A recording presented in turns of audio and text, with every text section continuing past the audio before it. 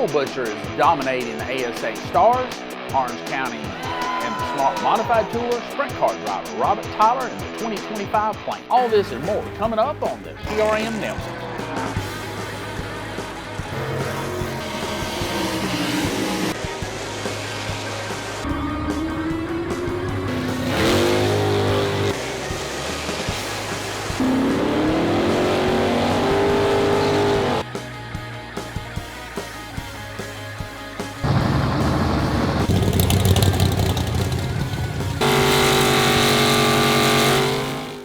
Friday night, April 11th at Five Flags, the road to the Snowball continues with the Pensacola Sports 100 for Blizzard Series Super Late models, along with the Sportsman Pure Stocks and Crown Stocks. Friday night, Five Flags Speedway, legends start here.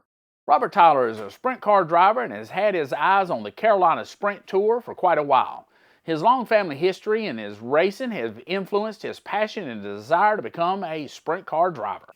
Anything with wheels is a blast to drive. You know, racing is racing. Always loved fast vehicles, you know, cars and trucks and things of that nature. Sprint cars, I've never seen anything else like it, and that's why I'm in love with them. North Carolina's Robert Tyler. So I'm going into my fourth year. First year was just a handful of races to really get kind of a feel for things and kind of shake down the equipment. And the last 2 years I've run full-time with the Carolina Sprint Tour and part-time with the USCS 360s. Then played around on the pavement when I can, in between. To tell you the truth, I love both. A lot of people seem to just fall one way or the other, but in my opinion, I think it really takes somebody that's good on both to really be a champion, and the best of the best were the ones that were smooth on pavement and rowdy on dirt. So the ones that could tame both animals were good quality drivers.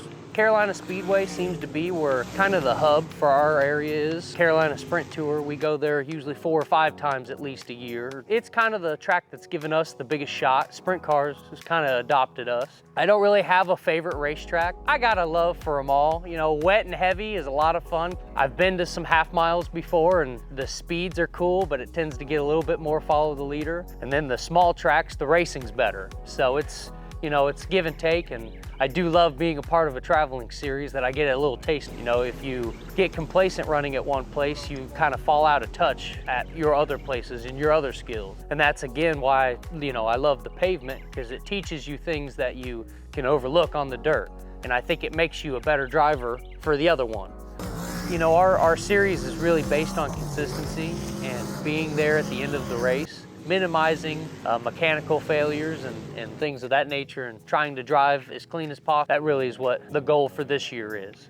My dad, he's you know, been a big contributor to this deal as far as, you know, knowledge, and, you know, always been there to help in the shop and on race days. So, you know, it's I couldn't do it without him, for sure. My mom, you know, she's always been in our corner. It's an honor to be carrying on the family business, and you know, we work to race pretty much, so it's a lot of fun. We certainly wouldn't be doing anything else. Coming up, we'll be talking about the results from the past weekend.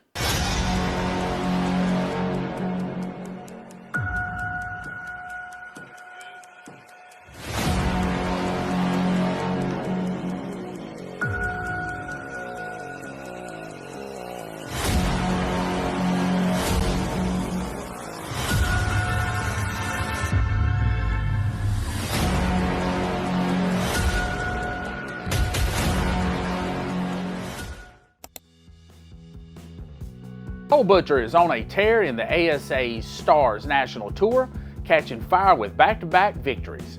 In March, Cole Butcher captured the checkered flag at Five Flags Speedway, and just last weekend, he kept the momentum rolling, scoring his first ever win at the Dominion Raceway in the Appalachian Sucker Punch 250.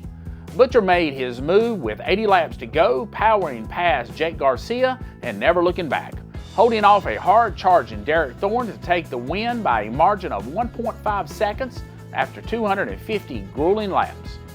It marks Butcher's second consecutive victory and the 6th of his ASA career, further cementing his status as one of the series' hottest drivers.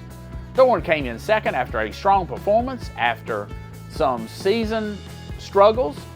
Garcia, who started deep in the field in the 16th, fought his way to an impressive third-place finish. The series now shifts to focus at Hickory Motor Speedway in May.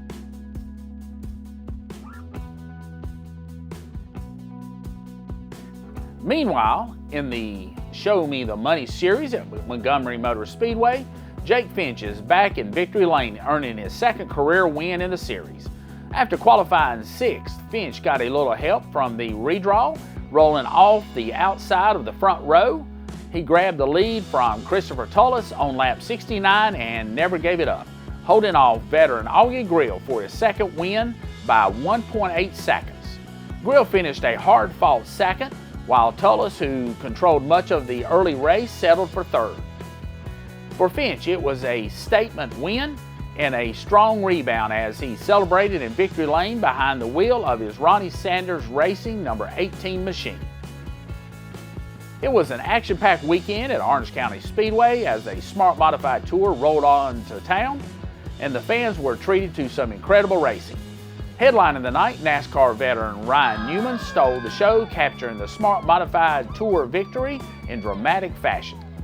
In the closing laps, Newman made a bold 3-wide move on a late race restart, muscling past Paulie Hartwig III and Michael Christopher Jr. This move also sealed his first win of the 2025 season and his 4th career Smart Modified Tour win.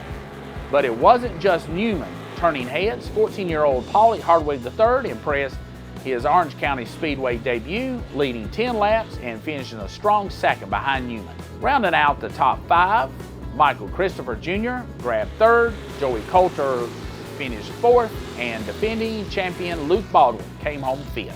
And it wasn't just the modifieds putting on the show.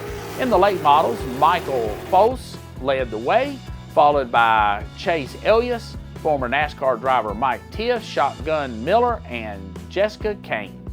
The Charger division saw Trip Evans take the win, holding off Christopher Henderson, Todd Guerin, Chris Gray, and Rusty Denny. In the pure stock action, it was Kendall Millen coming out on top with Zach Revis, Cole Prue, Andrew Turner, and Jeremy Moose competing out the top 5. In the crate modifieds, Cody Norman grabbed the checkered flag, followed by Sean McClerney, Dan Oberg, Brooke Newman, and Michael Wright.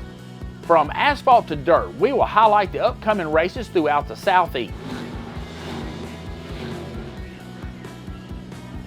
If you live on the Gulf Coast, be ready for an exciting doubleheader at Five Flags Speedway and Mobile International Speedway as they come together.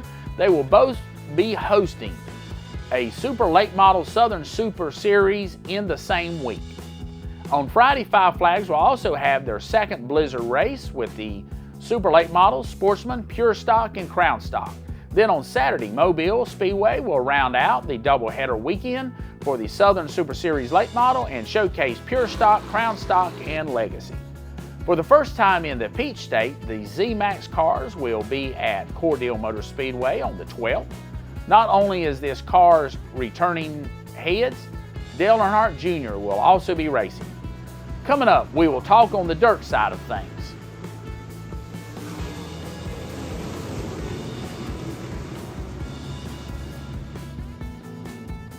The Southern All-Star Tour, which runs dirt super late models, will have a doubleheader. The races will be on Friday at Penton Raceway and Saturday at Winder Barrows Speedway. Penton Raceway will host the Supers, 604s, 602s, Modifieds, and more. Racing will start at 7:30. Winder Barrows Speedway will also have Modifieds, Street, Stock V8, 602 late models, and Sharp Mini late models. Thank you for joining us this week at the PRM Network. If you enjoyed, please like and subscribe.